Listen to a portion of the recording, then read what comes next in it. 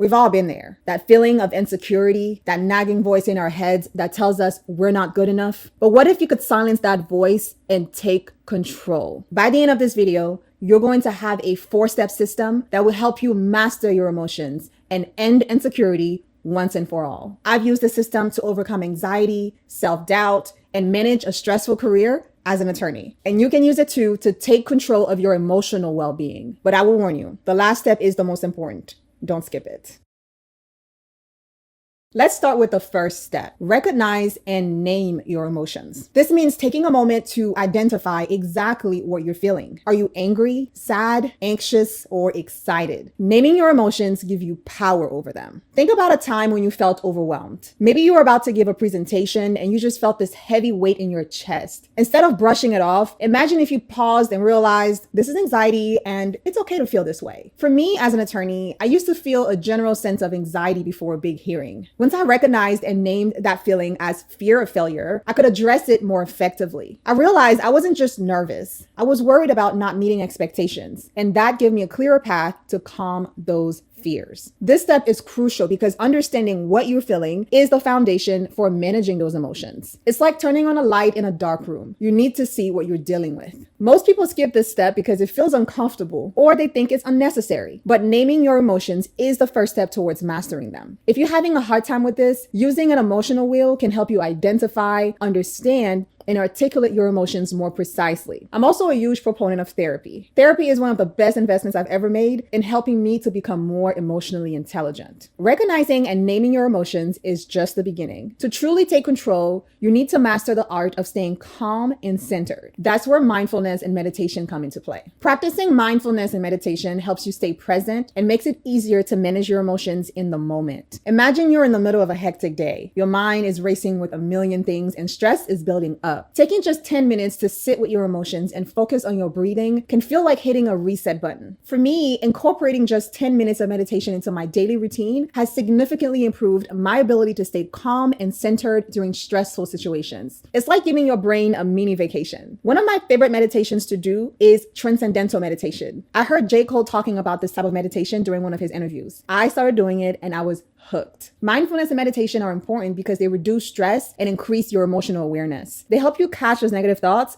before they spiral out of control. Most people skip this step because they think it's too time consuming or they're not sure how to start. It can feel like just another item on an already packed to-do list. As an overachiever myself, I get it, but your emotional well-being is just as important as whatever's on your to-do list. Mindfulness lays the groundwork, but to truly master your emotions, you need practical tools for resilience. That's where developing healthy coping mechanisms comes in. Healthy coping mechanisms are positive activities that help you release stress and face your emotions. Think exercise, journaling, or diving into a creative project. These activities give your emotions a healthy outlet to prevent them from piling up. Instead of bottling everything up or turning to habits that make things worse, like binge eating or numbing your emotions with alcohol, these strategies give you constructive ways to handle what you're feeling. Most people overlook this step because it's easier to reach for the comfort food or ignore the issue than to actively work on healthy coping strategies. For me, one of the coping strategies I like to use is journaling. I used to feel overwhelmed, and journaling became my way to sort through my emotions and see what was really going on. It helped me spot patterns in my feelings and find better ways to manage stress. Instead of letting things build up, I'd write it out and clear my mind. One of the techniques I like to use is called brain dumping. So whenever I feel like my emotions are taking over, I look for a quiet place and give myself 10 to 15 minutes to write down anything that comes to mind, whether it's tasks I need to complete, worries I'm having, ideas for future projects, or random thoughts. Just get it all out. Once I'm done, I review what I wrote, prioritize, and come up with an actionable plan on how to take back control of my emotions. Another method of journaling I like to use is called shadow work. If you have any unresolved childhood trauma, shadow work might just be the missing piece in your healing journey. A simple way of doing shadow work is by asking why over and over again until you feel like you've reached the root of the issue. Here's a scenario. I used to have some fear around public speaking. I used to get so anxious before a big presentation. So first thing I did was naming the emotion, which was anxiety. Then I would start asking why until I've reached the core of the issue. So in my journal, I would write, why do I feel anxious before giving a big presentation? presentation. And an answer could be like, I'm worried that I won't perform well or I will make a mistake. Then I would ask, why am I worried about making a mistake during the presentation? And I would answer something like, I'm afraid that if I make a mistake, people will think I'm not competent. Okay, why am I concerned about people thinking I'm not competent? And I would answer something like, I believe that being perceived as incompetent could harm my career or reputation. Keep asking why. Why is it so important for me to maintain a strong career and reputation? And I would answer something like, I feel that my worth and success are tied to my professional achievements or how others view me. So then I would ask, why do I tie my worth and success to my professional achievements and how others view me? And I would answer something like, I was taught growing up that success and external validation are key to self-worth, and I internalized those beliefs. You see, I kept asking why, and immediately I knew that was the root of the anxiety. By repeatedly asking why, the root of the anxiety was uncovered. In this case, the anxiety about making a mistake in a presentation was deeply connected to a belief that I had that personal worth and success are defined by professional achievements and external validation. So what do you do when you find the root cause of your emotions,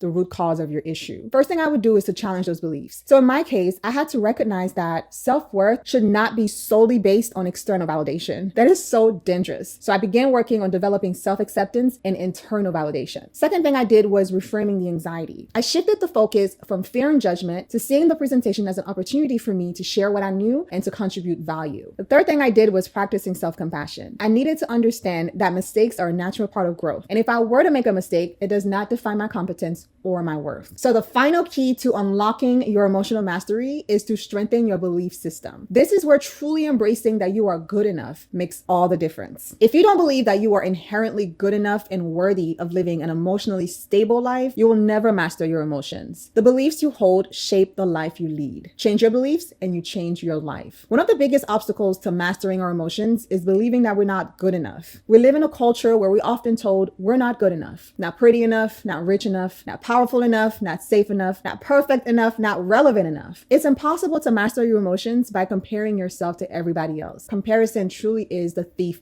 of joy. But when you truly get that you're already enough, just as you are, you set yourself up for emotional growth and success. You stop trying to fit in, which helps you build a healthy, authentic relationship with your emotions. Brené Brown said that feeling that we're not good enough is linked to serious issues like addiction, depression, suicide, and eating disorders. But when you truly believe that you're good enough, you give yourself the emotional stability and compassion to effectively face your negative emotions. It helps you deal with challenges without being weighed down by insecurity. Many of us miss this because we're wired to seek approval from others or measure our worth by societal standards. We get caught up in the pressure to achieve or fit in, which makes it tough to truly feel like we're good enough. Instead of building confidence from within, we often chase after external validation, which makes it hard to really get a handle on our emotions. There was a time when my insecurities were my biggest hurdle. I was constantly seeking validation from others. I thought that my worth was tied to their opinions. Everything changed when I started to embrace the idea that I'm inherently good enough. For example, when I would prepare for a big hearing or a big deposition as an attorney, I used to worry about how I'd be judged. But then I shifted my focus from seeking approval to concentrating on my message and my values. And this shift helped me not only to master my emotions, but to show up in the world in a more genuine and authentic way. Emotions can be your greatest ally or your worst enemy. 80% of successful people credit their achievements to emotional intelligence. By mastering your emotions, you can overcome insecurities and unlock your full potential. Remember, it's a journey, not a destination. Start with small steps.